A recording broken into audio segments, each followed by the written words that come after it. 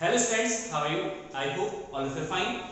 Student, today we are going to discuss chapter 13, that is magnetic effects of electric current and magnetic effects of electric current का revision video है ये आपका, ठीक है ना। 17 को आपका टेस्ट है, उसी के रिगार्डिंग कुछ इंपॉर्टेंट क्वेश्चन का रिवाइज कराएंगे, ठीक है। हो सकता है ये सारे क्वेश्चन जो है आपके एग्जाम में भी पूछे जाए।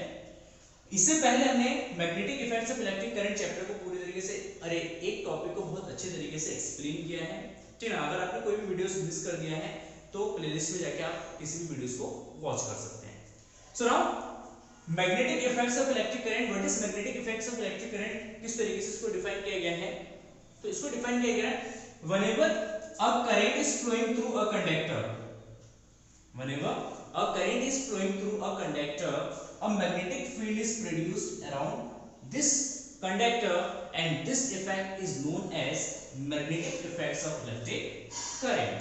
It means जब कोई भी कंडक्टर हो, चाहे वो आपका स्ट्रेट कंडक्टर हो, सर्कुलर हो, सोलेनॉइड हो, कुछ भी हो, ऑर्बिटरी किसी भी शेप का हो, अगर उस कंडक्टर में करंट फ्लो होता है, डीसी करंट फ्लो होता है या एसी करंट फ्लो होता है, तो उस कंडीशन में उस कंडक्टर के अराउंड में एक स्पेस बनता है, एक ऐसा फील्ड बनता है जहां पे एक निडल रिफ्लेक्शन शो करता है। इट मींस यहां पे जो मैग्नेटिक फील्ड बनेगा वो एक मैग्नेटिक फील्ड बनता है, और वो मैग्नेटिक फील्ड कौन प्रोड्यूस कर रहा है, ये करंट प्रोड्यूस कर रहा है।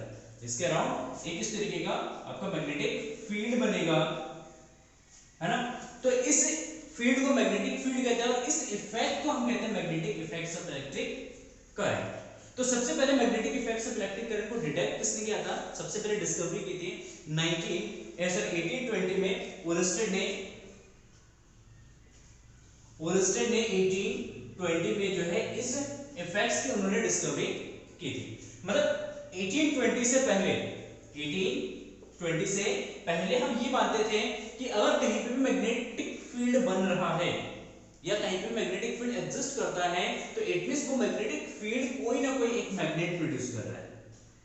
जैसे अर्थ का भी अपना एक मैग्नेटिक फील्ड है, तो अर्थ का एक मैग्नेटिक फील्ड अर्थ प्रोड्यूस कर रहा है। तो अर्थ के कोर में हम ऐसा अज्यूम करते हैं कि अर्थ के कोर में कुछ ऐसा मटेरियल है जो मैग्नेटिक है, जो अर्थ के सराउंडिंग में या अर्थ के पोल से क्या बना रहा है, वो एक मैग्नेटिक फील्ड प्रोड्यूस कर रहा है। तो हमारा ये नॉलेज था, हमारा ये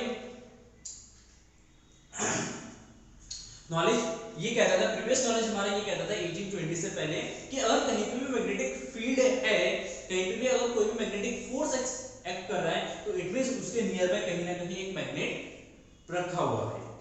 लेकिन 1820 के बाद जब ओलस्टेड ने बहुत सारे एक्सपेरिमेंट किया और उन्होंने फिर ये डिटेक्ट किया था, ये डिस्कवरी किया था कि अगर कहीं पे भी करंट फ्लो होता है, किसी भी कंडक्टर में करंट फ्लो होता है, तो उस करंट की वजह से उसके सराउंडिंग में एक इलेक्ट्रिक करंट की वजह से उसके सराउंडिंग में एक मैग्नेटिक फील्ड प्रोड्यूस होता है, और इस इफेक्ट को ही हम magnetic effects of electric current कहते हैं। तो एक नंबर का क्वेश्चन हमको बनता है कि magnetic effects of electric current को सबसे पहले डिस्कवर किसने किया था, ओलस्टेड ने। हेंस ओलस्टेड ने, ठीक है, किसमें 1820 में। Is it clear?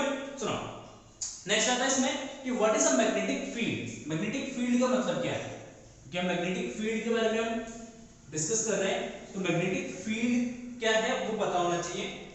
So now magnetic field को किस तरीके से डिफाइन किया गया है, let us suppose we have a magnet and अगर इसके नियर बाय एक अनदर मैग्नेट्स को प्लेस करते हैं, एक छोटा सा या बड़ा सा एक मैग्नेट्स को अनदर मैग्नेट को अगर यहां पे प्लेस करते हैं, तो वी नो दैट इन दोनों के बीच में एक फोर्स एक्ट करेगा। सेम पोल होंगे तो रिपल्शन होगा, अपोजिट पोल होंगे जैसे साउथ नॉर्थ तो यहां पे क्या होगा, अट्रैक्शन होगा। ये एक दूसरे को क्या करते हैं, अट्रैक्ट करते हैं।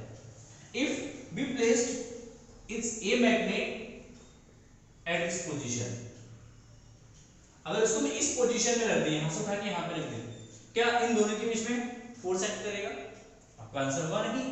तो इट मींस ये जो मैग्नेट है, इस ये वाला मैग्नेट जो है बी मैग्नेट, ये अपने सराउंडिंग में क्या करता है, एक ऐसा स्पेस क्रिएट करता है, एक ऐसा फील्ड क्रिएट करता है जिसमें कोई अनदर मैग्नेट एक फोर्स को एक्सपीरियंस करता है। ये अनदर मैग्नेट इस मैग्नेट के प्रेजेंस को एक्सपीरियंस करता है, ठीक है। तो इस स्पेस को, इसके सराउंडिंग में जो स्पेस इसने बना रखा है या जो फील्ड इसने बना रखा है बी मैग्नेट ने, इस स्पेस को या इस फील्ड को ही हम क्या कहते हैं, मैग्नेटिक फील्ड कहते हैं। तो सिंपल डेफिनेशन है the space around a magnet, space around a magnet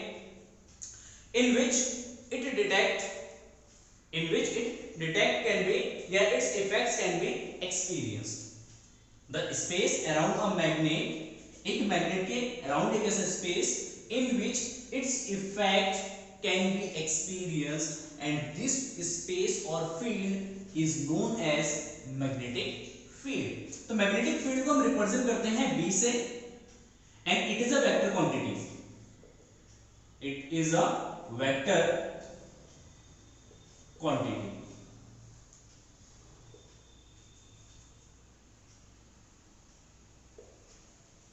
ठीक है, ये हमारा क्या है, वेक्टर क्वांटिटी है, इसमें डायरेक्शन होता है एंड यूनिट जो है मैग्नेटिक फील्ड का जो यूनिट होता है इसको हम मेजर करते हैं टेस्ला से. The unit of magnetic field is Tesla. Tesla जो है एक साइंटिस्ट है, उन्हीं के ऑनर पे, उन्हीं के सम्मान में जो है मैग्नेटिक फील्ड का यूनिट दिया गया टेस्ला. ठीक है, तो it's a vector quantity and it is a vector quantity. Vector quantity B से रिप्रेजेंट करता है, उसका यूनिट किसमें मेजर करते हैं, उसको हमेशा टेस्ला में मेजर करते हैं. So now let's see magnetic field lines. अब मैग्नेटिक फील्ड लाइंस क्या है, तो next is magnetic field line.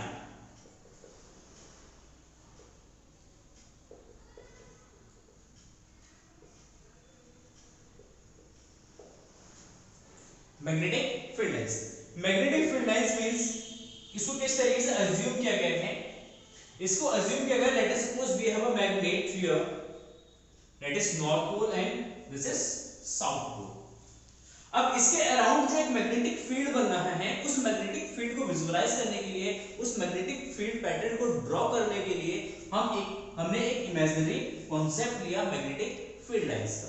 तो मैग्नेटिक फील्ड लाइंस इस मैग्नेट के अराउंड जो है, जो मैग्नेटिक फील्ड क्रिएट हो रहा है, उस मैग्नेटिक फील्ड को रिप्रेजेंट करता है, उसको विजुअलाइज करता है.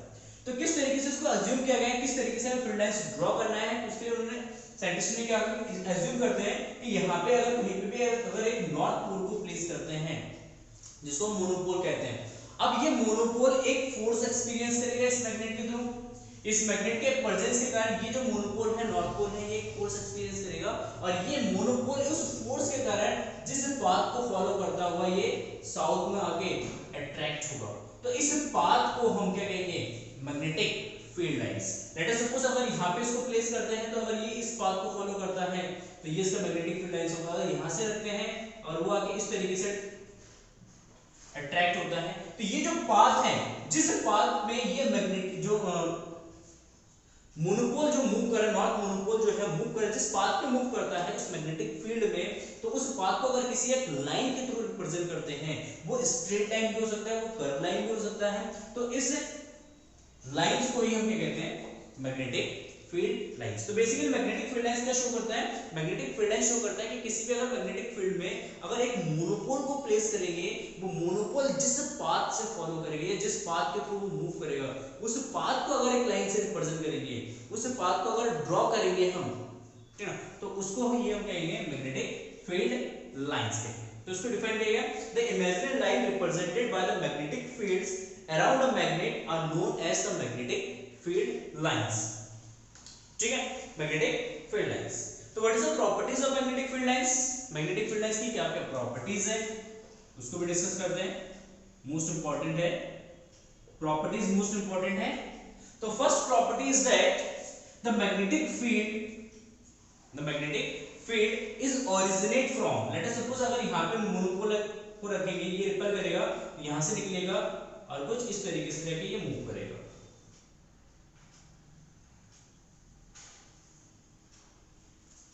ठीक है, तो इस कंडीशन में हम ये अज्यूम करते हैं कि जो मैग्नेटिक फील्ड लाइंस है वो नॉर्थ पोल से ओरिजिनेट होता है एंड साउथ पोल पे टर्मिनेट होता है.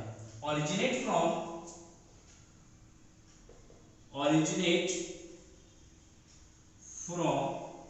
North pole and terminate at south pole. ठीक है, आउटसाइड द मैग्नेट, यहां पे आउटसाइड द मैग्नेट. देखो मैग्नेट के आउटसाइड जो मैग्नेटिक फील्ड लाइंस है वो नॉर्थ पोल से ओरिजिनेट होता है, साउथ पोल टर्मिनेट होता है and inside the magnet it goes from south to north. ठीक है, मैग्नेट के इनसाइड, मैग्नेट के अंदर जो मैग्नेटिक फील्ड लाइंस है वो साउथ से नॉर्थ की तरफ जाता है। तो इट मींस देखिए यहाँ पे नॉर्थ पॉइंट है, यहाँ से ओरिजिनेट हुआ, वो गया साउथ में, ये साउथ पॉइंट है, फिर साउथ पॉइंट के अंदर ये साउथ से कहां जाएगा, नॉर्थ जाएगा। इस तरीके से ये नॉर्थ और ये साउथ है। तो मैग्नेटिक फील्ड आउटसाइड जो होगा वो ओरिजिनेट होगा नॉर्थ से एंड साउथ में जाके एंटर करेगा। In inside the magnet it goes through, या sorry, it goes from south to north. कहां जा रहा है ये, साउथ से नॉर्थ की तरफ मूव करे। So it is forms a closed loop या closed path. It is closed curve, closed curve, ये जो है क्लोज कर्व के फॉर्म में होता है। तो मैग्नेटिक फील्ड क्लोज कर्व के फॉर्म में होता है, इसलिए कभी भी हम नॉर्थ एंड साउथ पोल को अलग अलग डिफरेंशिएट नहीं कर सकते हैं, उसको हम अलग अलग नहीं कर पाएंगे। वो हमेशा साउथ से कहां जाएगा, नॉर्थ की तरफ ही जाएगा। क्लियर है? And third property is that two magnetic field never intersect to each other. जो दो मैग्नेटिक फील्ड लाइंस है वो कभी भी किसी भी पॉइंट पे इंटरसेक्ट नहीं करते हैं। लेट अस सपोज अगर टू मैग्नेटिक फील्ड अगर कहीं पे भी इंटरसेक्ट अगर करते भी हैं, लेट अस सपोज इस पॉइंट पे इंटरसेक्ट करते हैं, at a intersecting point we can draw the two tangent line. इस पॉइंट पे हम क्या कर सकते हैं, टू टेंजेंट लाइन ड्रॉ कर सकते हैं and two tangent line, direction of tangent line is represented as magnetic field at that point. मतलब इस ए पॉइंट पे या ओ पॉइंट पे जहां पे ये इंटरसेक्ट कर रहा है, इस इंटरसेक्टिंग पॉइंट पे हम टू टेंजेंट लाइन ड्रॉ कर सकते हैं। एक ये लाइन, एक ये लाइन, दो लाइन हम ड्रॉ कर ले रहे हैं और इन ये जो दो लाइन हैं, ये दोनों लाइन जो है एक ही सिंगल पॉइंट पर मैग्नेटिक फील्ड के दो डायरेक्शन को रिप्रेजेंट करता है, जो कि इम्पॉसिबल है। ठीक है, क्योंकि एक ही सिंगल पॉइंट पे किसी भी मैग्नेटिक फील्ड में एक ही सिंगल पॉइंट पे मैग्नेटिक फील्ड का एक ही सिंगल डायरेक्शन पॉसिबल है। इसके बाद कभी भी एक सिंगल पॉइंट पे दो डायरेक्शन या मोर देन टू डायरेक्शन कभी भी पॉसिबल नहीं होता है। इसीलिए कभी भी दो मैग्नेटिक फील्ड लाइंस एक दूसरे को इंटरसेक्ट नहीं करते, they never intersect to each other. And magnetic field is strong at the near the pole. Fourth property है कि magnetic field is strong at the near points of the pole. जो हमारा पोल है, चाहे नॉर्थ पोल है या south pole, इसके near point, इस वाले रीजन में जो मैग्नेटिक फील्ड होगा वो बहुत ज्यादा स्ट्रॉन्ग होता है। ये मैग्नेटिक फील्ड की इंटेंसिटी बहुत ज्यादा होती है और इसके फार पॉइंट पे कहीं चले जाएंगे, इस पॉइंट पे या इस पॉइंट पे या इस पॉइंट पे, फार पॉइंट पे चले जाएंगे तो मैग्नेटिक फील्ड धीरे धीरे क्या होता है, वीक होता जाता है। वो धीरे धीरे वीक होता जाता है, वीकर होता जाता है। ठीक है, so now magnetic field strength is maximum at the pole and minimum for point from the magnet. ठीक है, इस मैग्नेट से ज्यादा दूरी पर मैग्नेटिक फील्ड क्या होगा, बहुत वीक हो जाएगा। ठीक है, तो आई होप आपको समझ में आएगा होगा magnetic field lines and magnetic field lines की क्या क्या प्रॉपर्टीज है। ठीक, thank you for watching this video and have a nice day, bye bye.